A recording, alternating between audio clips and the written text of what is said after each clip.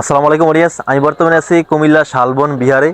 এখানে একটা সাইনবোর্ড আছে, এখানে সম্পূর্ণ ম্যাপটা আছে কুমিল্লা শালবন বিহার সম্পর্কে বা কোটবাড়ির আশেপাশে কুমিল্লা শালবন বিহার, কুমিল্লা ময়নামতি জাদুঘর, বৌদ্ধদের ধর্মীয় স্থান, তারপর হচ্ছে এখানে লালমাই পাহাড়, কুমিল্লা বিশ্ববিদ্যালয়, সবগুলোই ম্যাপ আছে এখানে। একটু কাছে আসো।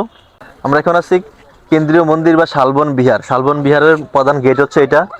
শালবন বিহার বাংলাদেশের কুমিল্লা জেলার লালমাই ময়নামতি পাহাড়ের মধ্যবর্তী পূর্বে ডালে অবস্থিত। এই বিহারটি প্রত্যেক বাহুর দৈর্ঘ্য 168 মিটার। এটি 4 বাহুতে সর্বমোট 115টি ভিক্ষু কক্ষ রয়েছে। বিহারটির মধ্যবর্তী উন্মুক্ত চতুরের ক্রোশাকৃতির কেন্দ্রীয় মন্দিরের বাহুর মধ্যবর্তী স্থানে বিশালাকার প্রবেশপথ রয়েছে।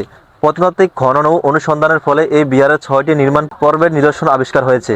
তাম্রলিপি থেকে প্রাপ্ত তথ্য অনুসারে মূল বিহারটি দেব বংশের চতুর্থ রাজা ববদেব কর্তৃক আনুমানিক অষ্টাদশ শতাব্দী নির্মিত। কেন্দ্রীয় মন্দিরের চারপাশে এবং বিহারের চতুরের অভ্যন্তরে এই বাহিরে ছোট বড় আরও কিছু সংখ্যক মন্দির ও স্তূপের ধ্বংসাবশেষ আবিষ্কৃত হয়েছে।